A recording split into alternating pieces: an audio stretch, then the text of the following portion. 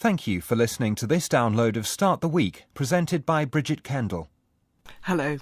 It's been called the best club in the world, a global family and an extraordinary cultural tapestry. It's also been described as a group of nations held together by little more than a name, the English language and a passion for cricket.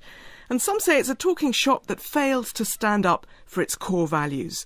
I'm talking about the Commonwealth. Over 60 years old and 54 nations strong. But how well adapted is it for the 21st century? Sir McKin is a former New Zealand Foreign Minister who for 8 years found himself at the eye of the storm in the Commonwealth as its Secretary-General.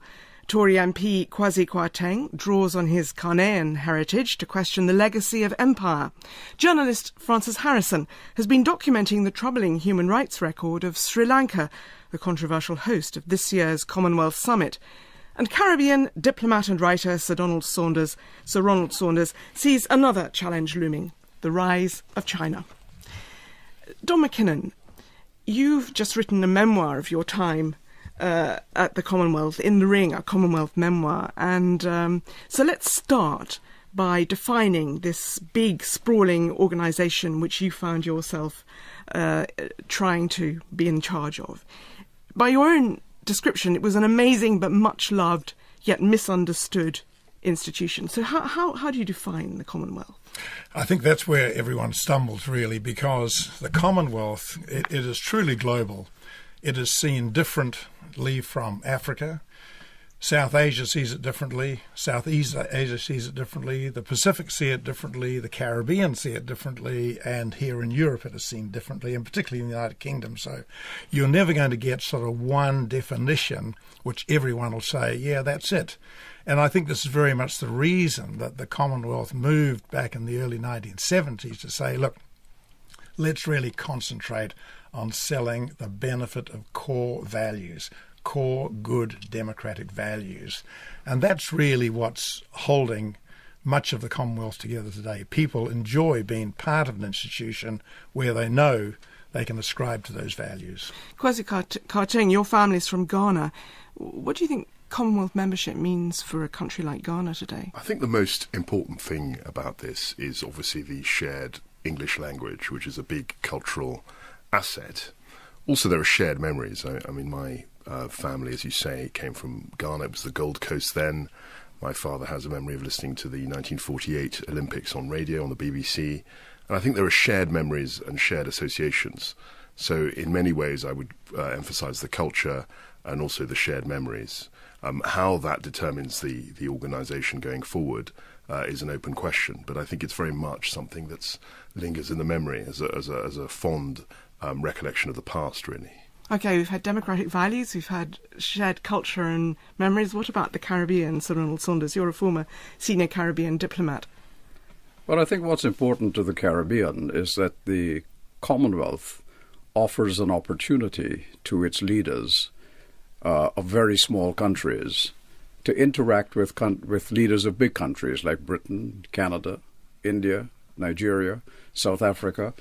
These are opportunities. This is an opportunity that would not be available to them were it not for the Commonwealth. At heads of governments meeting, you've got the Prime Minister of a country like St. Kitts and Nevis with a population of 50,000 people being able to have a personal discourse with David Cameron from the United Kingdom or for Stephen Harper from Canada. These are not opportunities that turn up often, but it gives them the chance to spell out their own problems in a way that they can best do it to a man who at that point is their peer. And he then has a better understanding of their challenges and is therefore able to articulate it in other fora, such as the G7 or the OECD or the European Union. What about South Asia and Southeast Asia, Francis Harrison, where you've been correspondent? Very big countries there like India who are members, but also very small countries. Is that the big pulling power of the Commonwealth there, do you think? I think primarily language and this cultural understanding is very strong. I feel that because I mean, I'm a product in a way of empire because my grandfather was Indian and then Pakistani, and that link simply wouldn't have been there if it wasn't for empire. And it's something that now, when I go and meet my relatives in Pakistan, there's that language bond, that historical bond, as well as obviously a blood tie. It's something that's very, very, very close, and it's not the same with other countries where there wasn't that history of colonisation, unfortunately. The big question, I suppose, though, is, I mean, a lot of these things are about memory, aren't they? 60 years of the Commonwealth. Well, I'd take that point, but I'll also just add on to Kwasi's point. You see, when we talk about the English language, I also say we speak the same language, not the English language, the language of our institutions. We have the same parliamentary systems, judicial systems, accounting systems, medical systems, the lot. So you can travel from one Commonwealth country to another, and whatever they're talking about, you will have an understanding, apart from cricket even. So that binding is just more than just an English language. It's that heritage of those institutions. But is it an organisation which is beginning to lose its way, which is finding it difficult in the 21st century? Well, as you know, I was a member of the Commonwealth Eminent Persons Group during the period 2010-2011 that did the report for the Commonwealth Heads of Governments Conference on reform. This is set up to recommend reform. Yeah, to reform on the Commonwealth.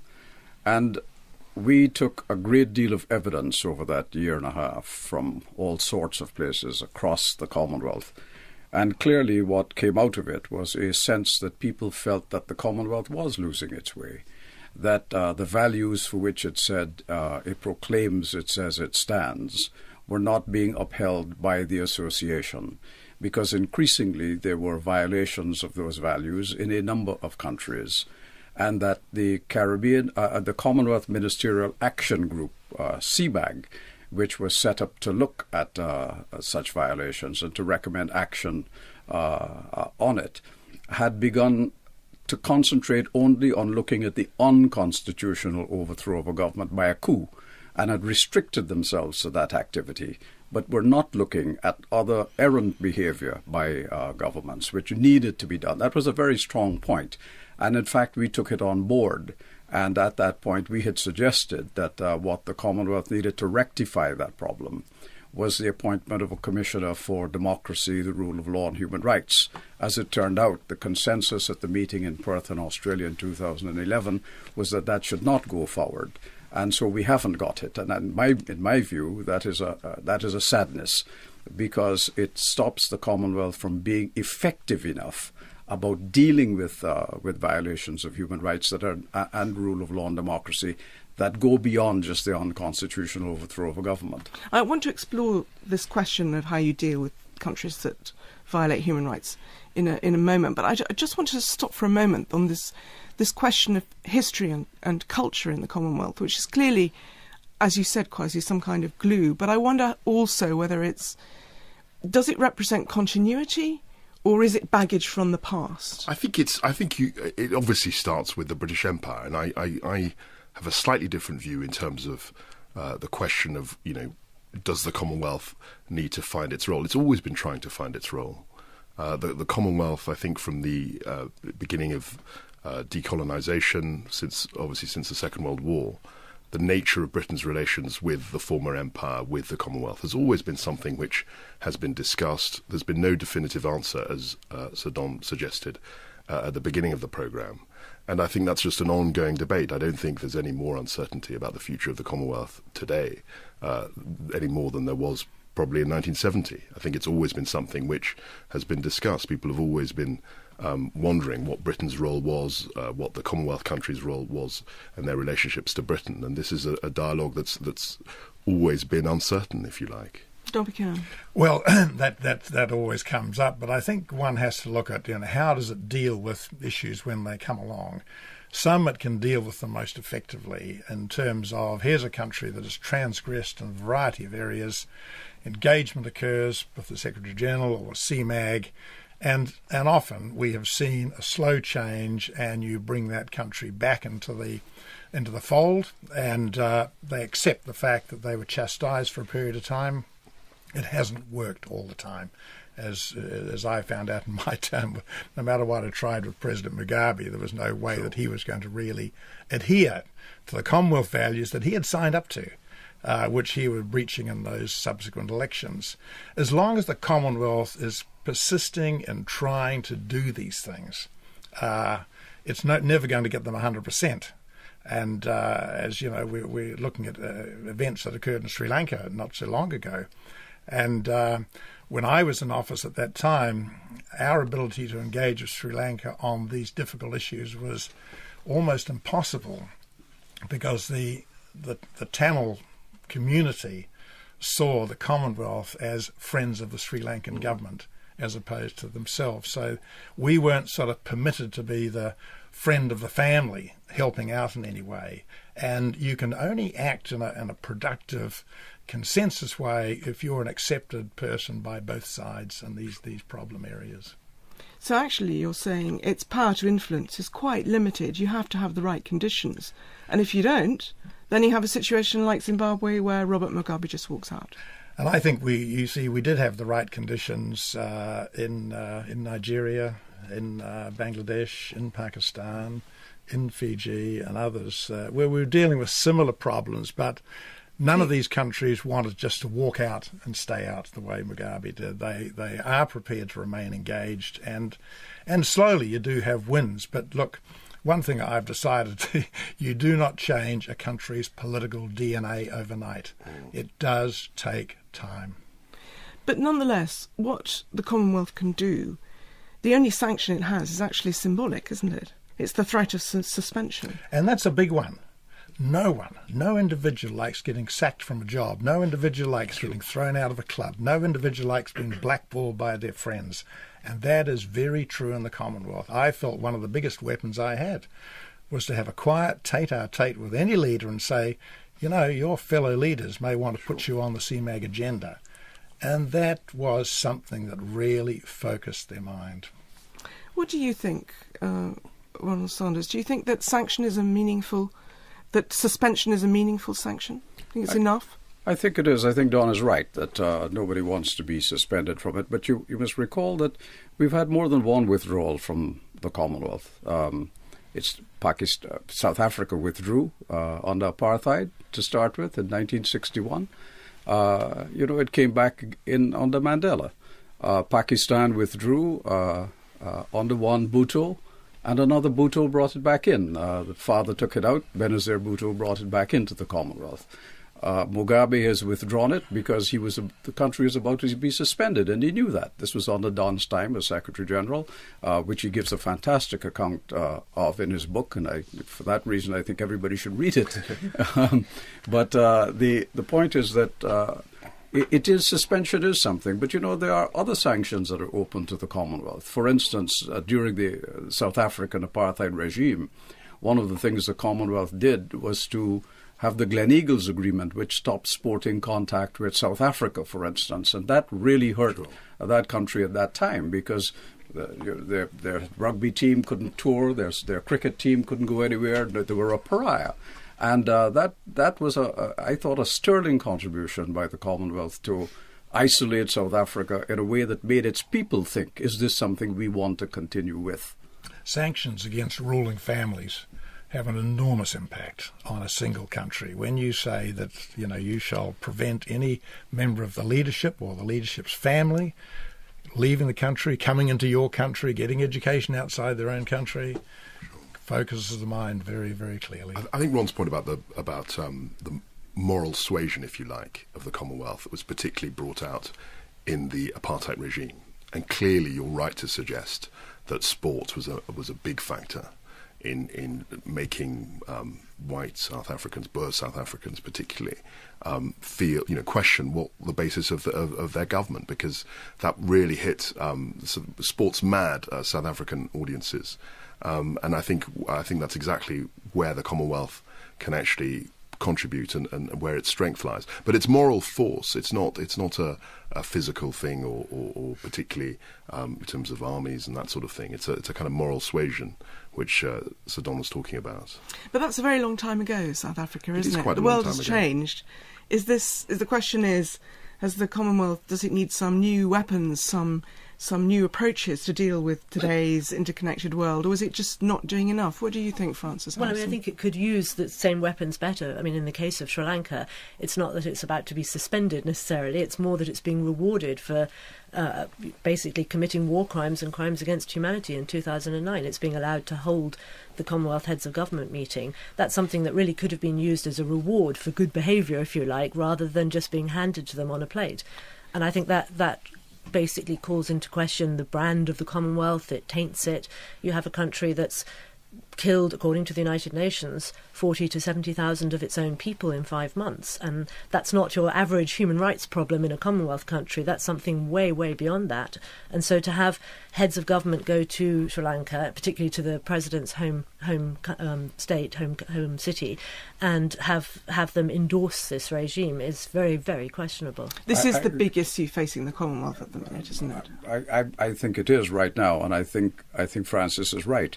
If Commonwealth heads of government go to Sri Lanka under the chairmanship of the president of Sri Lanka, whose regime is under accusation by the United Nations Human Rights Commission of violations of human rights, then they would be sending a very bad signal about what the Commonwealth is. And it would call into question immediately whether the values that the Commonwealth says it stands for really are values it says it stands for. I think the organization would be weakened considerably.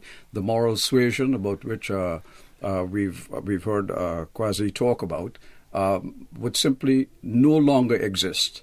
And in my view, the Commonwealth would weaken itself almost beyond repair if heads of government go to Sri Lanka. Just sketching for us briefly, Francis, your concerns about Sri Lanka's human rights violations. You've been looking particularly, haven't you, at the last 5 months of the very long and bitter civil war that there was in Sri Lanka and the number of people killed then. Yes, I mean, the last 5 months of the war were quite different from the decades before, albeit also dreadful. But the last 5 months involved government forces shelling and areas where civilians had gathered, repeatedly, deliberately targeting hospitals, shelling food queues, using supersonic jets against really defenceless civilians in large areas.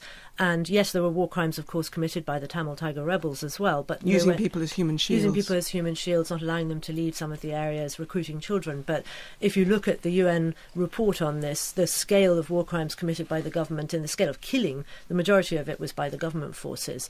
And that's a lot of people say, OK, well, that happened in 2009. We're 4 years on, let the country develop, put the past behind it. But from what we see now, that's not happening. There's no attempt on the part of the Sri Lankan government to address the root causes of the civil war and the ethnic problem in Sri Lanka. In fact, they're simply refusing to do that at all.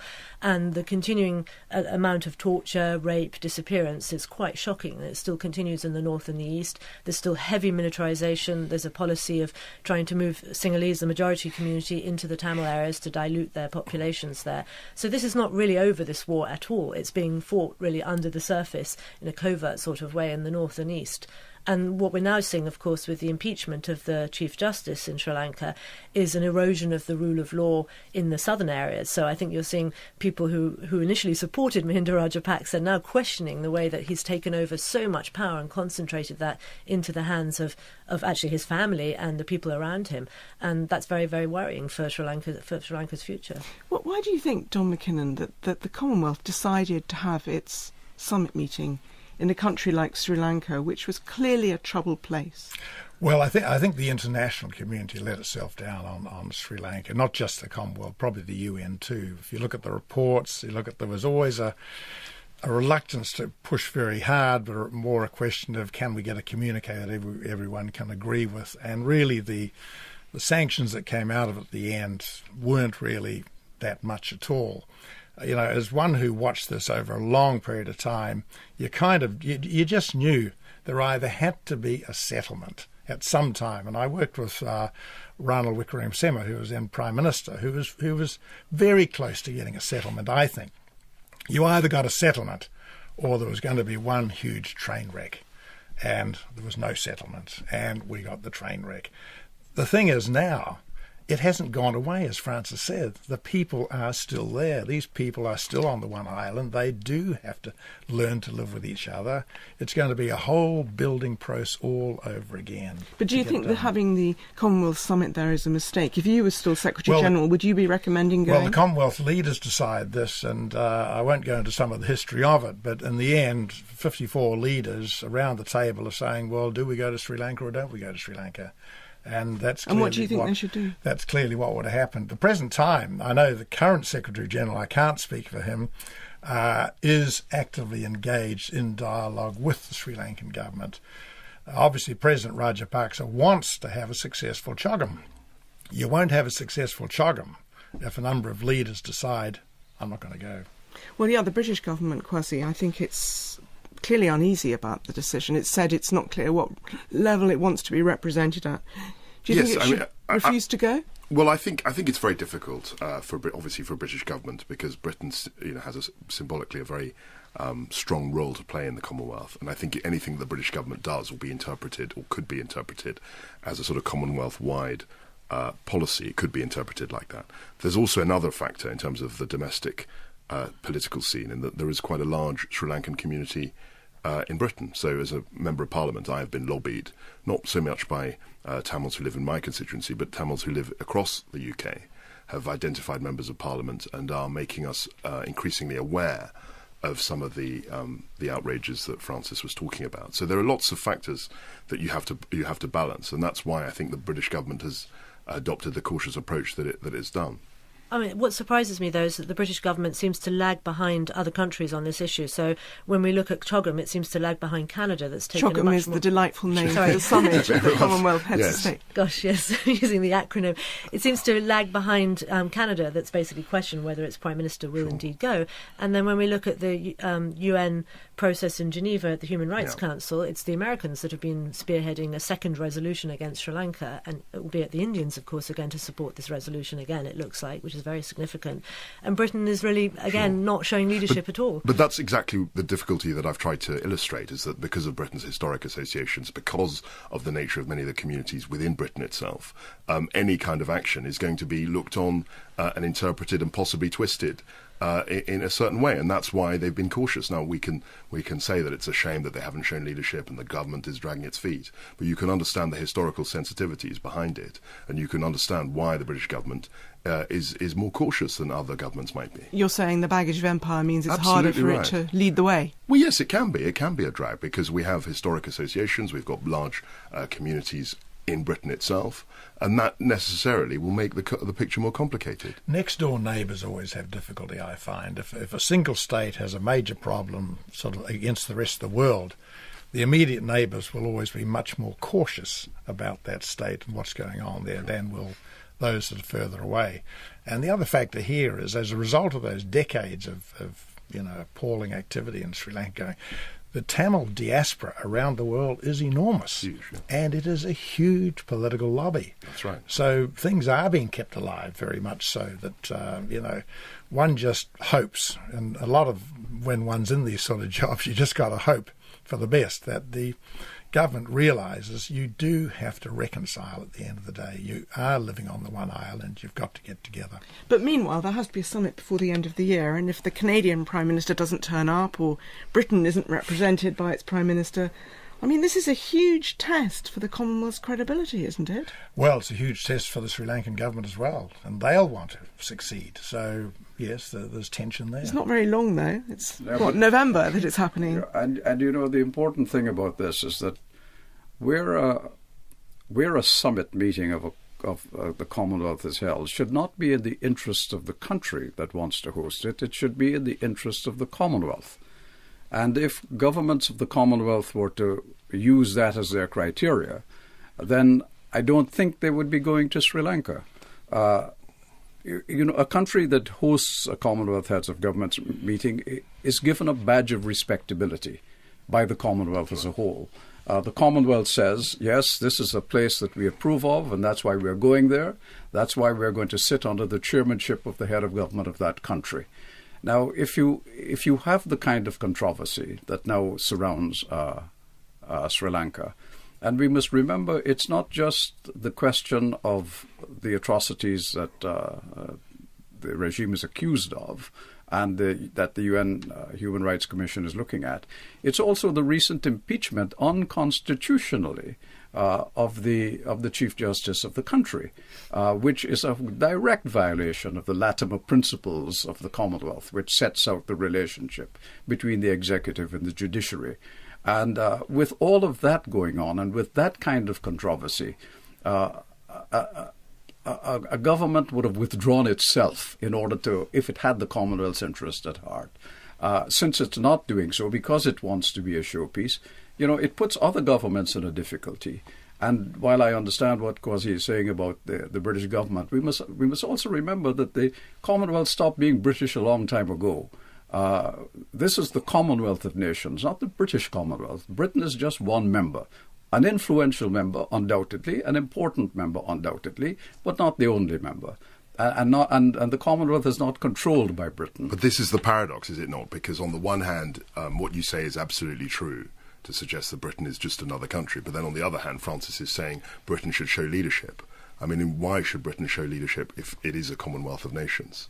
So there is definitely a tension here. It's not something. Well, it should. It's not simply Britain's leadership on South Africa was against the wishes of the other absolutely 53 right. countries. I know, but that was a huge deal. That was a big significant thing. This can be used the wrong way. But that's the paradox I'm trying to draw out. On the one hand, you're saying quite rightly that Britain is merely a country. It's not a British Commonwealth. But on the other, people do expect some kind of leadership. Well, it is a member of the Commonwealth, and an important one. And while it's not a British Commonwealth, one would expect Britain to show some lead in all of this. Exactly, but there's a tension here. I mean, I'm not disputing the tension. I agree that it's there. It's interesting, Don McKinnon. You said democratic values. That's at the heart of the Commonwealth, not just for Britain but for everybody. But you need to take a softly approach. And yet, if you look at what's happening in Sri Lanka, with the removal of the Chief Justice, you could say that softly Commonwealth approach, you're waiting for things to get better. Actually, by being softly, they're just getting worse. Well, you could be right. Don't have that fingertip feel for it. Look, I'm one of my part-time jobs now is I'm special envoy to the Maldives because they've had quite significant political problems there. Now, I've always got to keep in the back of my mind, their democracy is 4 years old. They are going to make mistakes. They're going to have situations where the judiciary pushes against the executive or the executive tries to marginalise the legislature. And, some countries, you've just got to work alongside them assiduously, pointing them in the one direction, insisting on those values. So when you get a Sri Lankan situation, which I say has been building up for a long period of time, you've just about got to go back to square one and start all over again. It's interesting you bring up the Maldives. Also had a rocky relationship with the Commonwealth recently, because it leads one on to the question of values versus interests. Maybe you've got the Commonwealth saying you've got to have better democracy, but perhaps you're looking as a small country in where your interests are and where your trade opportunities are, and that's at the forefront of your mind. And this brings us on to the question of China, the big giant in so many international questions, and its growing influence with many parts of the Commonwealth. I think it's single biggest trading partner for Africa now, Sure. Growing massively in the Caribbean. Ron Saunders, yes? Well, it's everywhere. If you look at almost every country, including Australia, its biggest two-way trading partner is China. And the only countries that's not yet happened with is Britain and Canada, of the big Commonwealth countries. But in Africa, in the South Pacific, in Southeast Asia, unquestionably China is their biggest trading partner. And it is going to have a difficulty for the Commonwealth. Where the Eminent Persons Group was functioning, one of the things that we looked at, we didn't actually say anything about this in a report, but we talked about it, was the fact that China was very much the elephant in the Commonwealth room because it was everywhere. And the question is that China is not a democratic nation. It does not respond. Its own human rights record is not wonderful. Therefore, it has a sensitivity to those issues in the international community. And we know that with those countries, the small ones in particular, with which it exercises a considerable influence because of the loans and grants that it gives those places, it's already told them how it expects them to vote, for instance, should there be an expansion of the United Nations Security Council. They've made it clear that they would not wish those countries to vote for Japan to get a permanent seat. So it's beginning to flex its muscles. But also China brings in infrastructure and much-needed loans, especially at a time when Europe, the United States, are economically burdened. Absolutely can't necessarily true. Provide the same sort of thing. That is true, Bridget, but there's a price to be paid for all of that. And the price is going to be paid. And in fact, for some countries, it's a, because China does not attach to its loans and its investments requirements for human rights and democracy and the rule of law, as is being done increasingly by Western industrialized nations. Governments find going to China for these money is a convenient thing to do, but it's not just free, because China does expect something in return. And what it expects in return is that in the international community, China will not be criticized on human rights. There will be no criticism over Tibet, and people will not support Taiwan to be a separate state from China. So those are things that China expects to get in return for those things. But here's the other thing. If a country runs afoul, a Commonwealth country, of Commonwealth values, in the sense that it violates the values of the Commonwealth, China continues to underwrite them. And the typical example of this is Fiji, which is now in suspension from the Commonwealth, but which is getting massive investment from China to keep the regime going. And Sri Lanka. I mean, half of Sri Lanka's aid budget now comes from China. China is basically building new roads, developing the president's hometown.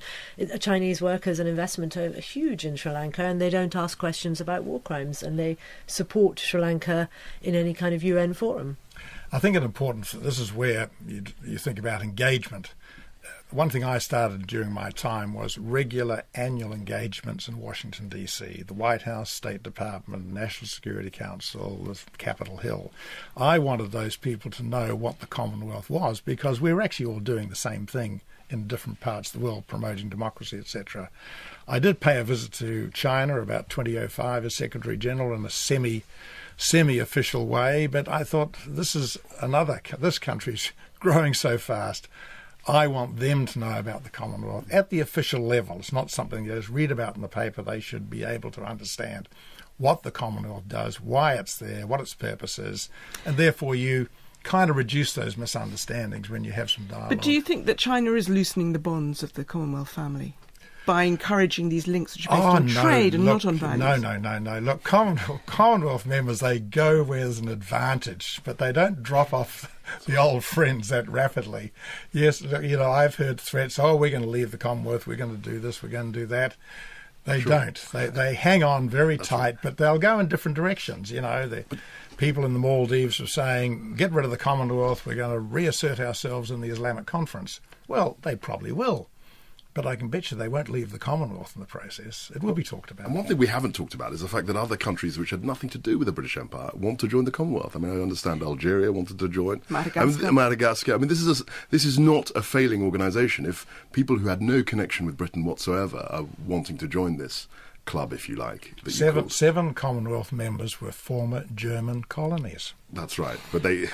Kwasi Kwarteng, there are some in your Conservative Party who say Britain would be better off revitalising its trade links with Commonwealth friends, especially at this time when they're doing, some of them, rather better economically than the European Union. Yes, I mean, this has always been a dialogue within the Conservative Party from the 1960s, when Britain was trying to join the EEC. People, even at that time, were suggesting that Britain would be better off joining or furthering links with the Commonwealth. And I think it is paradoxical, because at the time that we joined the EEC in the early 70s, Europe was this great economic powerhouse. Today, it's less appealing from an economic point of view. And you're right to suggest that countries like India, but Canada, Australia, other countries are playing a bigger role in the world economy. So it's natural that for people to be arguing that Britain should be extending its links. But it's neither. The problem with this debate is that it's always framed as either or. It's always framed as you're either going to be in the EU or you're going to go into the Commonwealth as a sort of exclusive thing. You cannot replace the EU with the Commonwealth. No, you can't. And that's right. They're different. Just as someone can be a member of more than one club, you can be a member of the EU, and also you can be a member of the Commonwealth. They don't exclude each other. But is there a shift? Because clearly there is a shift in global power and global trade. Is there a shift now away from values and towards more the importance of trade links? Oh, I don't think that's a constant. That's there all the time. Trade, incomes. That never lets up at all. But I come back to the British role, which has bounced around a little bit. Britain is a good member of the Commonwealth. But remember this: for every £1 Britain gives the Commonwealth as part of its levy, the EU gets £350. Sure. So there's a huge difference in what you can do with either of those institutions as you are the payer, as opposed to being the payee. What do you think is the answer to the growing power of China, though? Do you think it should be invited to join if it wants to? Was that too big a affair? I'm not sure they would rush in and adopt all of our values. Would they necessarily adopt the Queen as the head of the Commonwealth too? So that could be a challenge for them as well. Well, now that's an interesting question, isn't it? The Queen's before we get there, Bridget, the thing about China and whether it would join the Commonwealth. Of course it wouldn't. And one of the reasons is that China wants its bilateral relationships with countries to be China's. In other words, China negotiates that relationship. China gets the maximum out of that relationship that it wants. Dealing with Commonwealth countries through an association of the Commonwealth wouldn't suit China, because it wouldn't want to deal with a monolith of 54 countries. Far better for China to deal with countries individually, where it can get the maximum benefit out of that negotiation.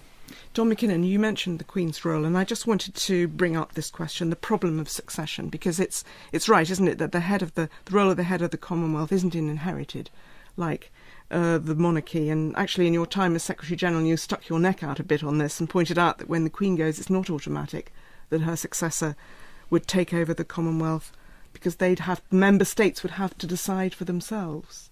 Yes, that's right. And of course, it was very easy last time because it was so long ago, and there were only about eight members in the Commonwealth. So it was not even half a telephone call for an agreement that Queen Elizabeth would become the head of the Commonwealth following George VI.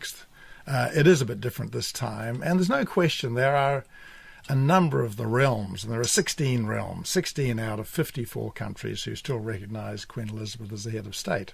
And there's a few of those thinking, do they want to remain a realm?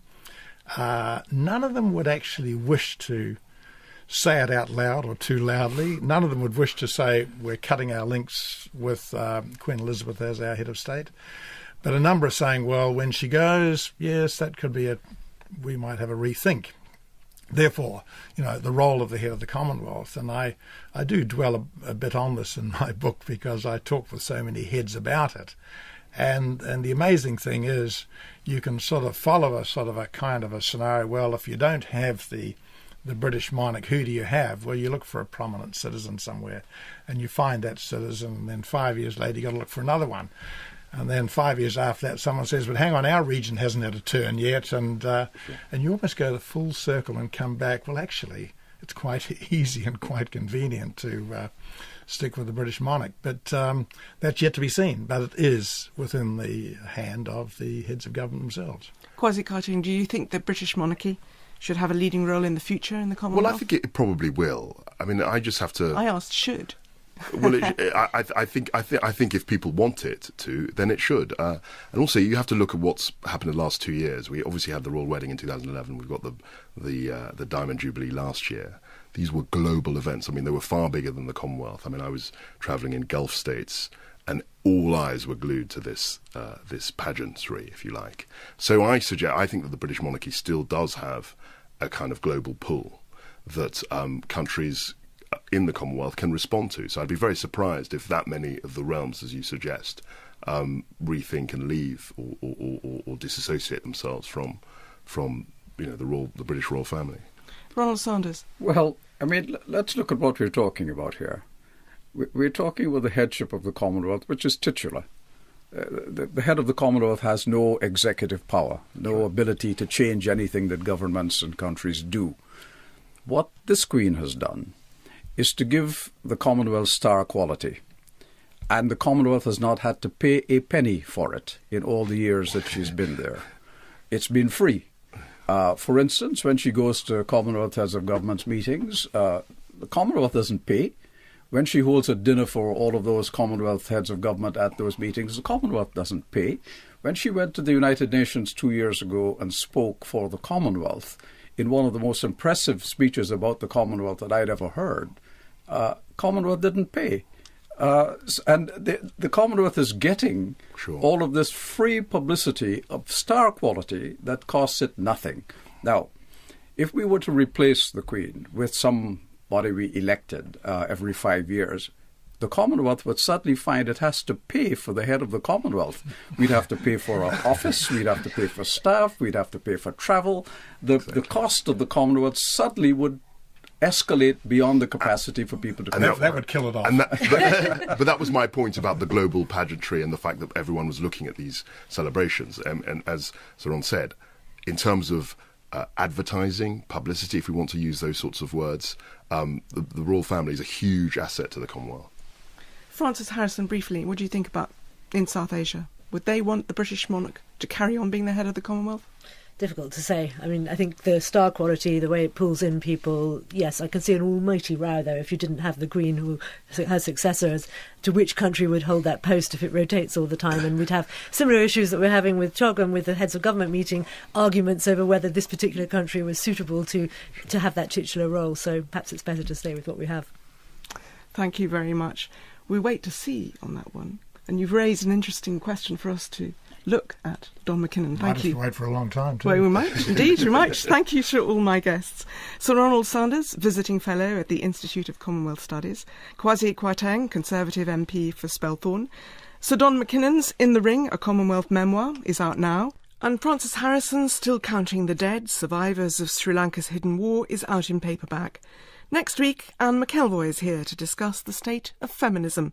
But for now, thank you and goodbye. There's more information about Start the Week on the programme's website. Go to bbc.co.uk, where you'll also find many more Radio 4 programmes you can download for free. They can ascribe to those values. Kwasi Kwarteng, your family's from Ghana. What do you think Commonwealth membership means for a country like Ghana today? I think the most important thing about this is obviously the shared English language, which is a big cultural asset. Also, there are shared memories. I mean, my family, as you say, came from Ghana. It was the Gold Coast then. My father has a memory of listening to the 1948 Olympics on radio on the BBC. And I think there are shared memories and shared associations.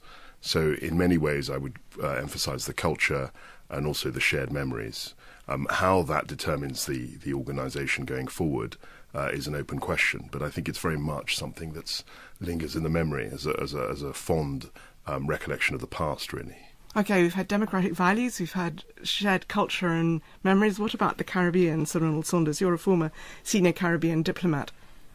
Well, I think what's important to the Caribbean is that the Commonwealth offers an opportunity to its leaders of very small countries to interact with leaders of big countries like Britain, Canada. In a way of empire, because my grandfather was Indian and then Pakistani, and that link simply wouldn't have been there if it wasn't for empire. And it's something that now, when I go and meet my relatives in Pakistan, there's that language bond, that historical bond, as well as obviously a blood tie. It's something that's very, very, very close, and it's not the same with other countries where there wasn't that history of colonisation, unfortunately. The big question, I suppose, though, is, I mean, a lot of these things are about memory, aren't they? 60 years of the Commonwealth. Well, I'd take that point, but I'll also just add on to Kwasi's point. You see, when we talk about the English language, I also say we speak the same language, not the English language, the language of our institutions. We have the same parliamentary systems, judicial systems, accounting systems, medical systems, the lot. So you can travel from one Commonwealth country to another, and whatever they're talking about, you will have an understanding, apart from cricket even. So that binding is just more than just an English language. It's that heritage of those institutions. But is it an organisation which is beginning to lose its way? India, Nigeria, South Africa. These are opportunities. This is an opportunity that would not be available to them were it not for the Commonwealth. At heads of governments meeting, you've got the Prime Minister of a country like St. Kitts and Nevis with a population of 50,000 people being able to have a personal discourse with David Cameron from the United Kingdom or for Stephen Harper from Canada. These are not opportunities that turn up often, but it gives them the chance to spell out their own problems in a way that they can best do it to a man who at that point is their peer. And he then has a better understanding of their challenges and is therefore able to articulate it in other fora, such as the G7 or the OECD or the European Union. What about South Asia and Southeast Asia, Francis Harrison, where you've been correspondent? Very big countries there like India who are members, but also very small countries. Is that the big pulling power of the Commonwealth there, do you think? I think primarily language and this cultural understanding is very strong. I feel that because, I'm a product of... Thank you for listening to this download of Start the Week, presented by Bridget Kendall. Hello. It's been called the best club in the world, a global family and an extraordinary cultural tapestry. It's also been described as a group of nations held together by little more than a name, the English language and a passion for cricket. And some say it's a talking shop that fails to stand up for its core values. I'm talking about the Commonwealth. Over 60 years old and 54 nations strong. But how well adapted is it for the 21st century? Sir Don McKin is a former New Zealand Foreign Minister who for 8 years found himself at the eye of the storm in the Commonwealth as its Secretary-General. Tory MP Kwasi Kwarteng draws on his Ghanaian heritage to question the legacy of empire. Journalist Francis Harrison has been documenting the troubling human rights record of Sri Lanka, the controversial host of this year's Commonwealth Summit. And Caribbean diplomat and writer Sir Ronald Saunders sees another challenge looming, the rise of China. Don McKin, you've just written a memoir of your time at the Commonwealth, In the Ring, a Commonwealth memoir. And so let's start by defining this big, sprawling organisation which you found yourself trying to be in charge of. By your own description, it was an amazing but much loved yet misunderstood institution. So how do you define the Commonwealth? I think that's where everyone stumbles really, because the Commonwealth, it is truly global. It is seen differently from Africa. South Asia sees it differently. Southeast Asia sees it differently. The Pacific see it differently. The Caribbean see it differently. And here in Europe it is seen differently, and particularly in the United Kingdom. So you're never going to get sort of one definition which everyone will say, yeah, that's it.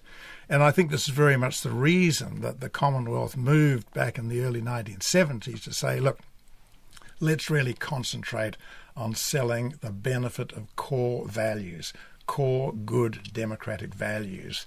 And that's really what's holding much of the Commonwealth together today. People enjoy being part of an institution where they know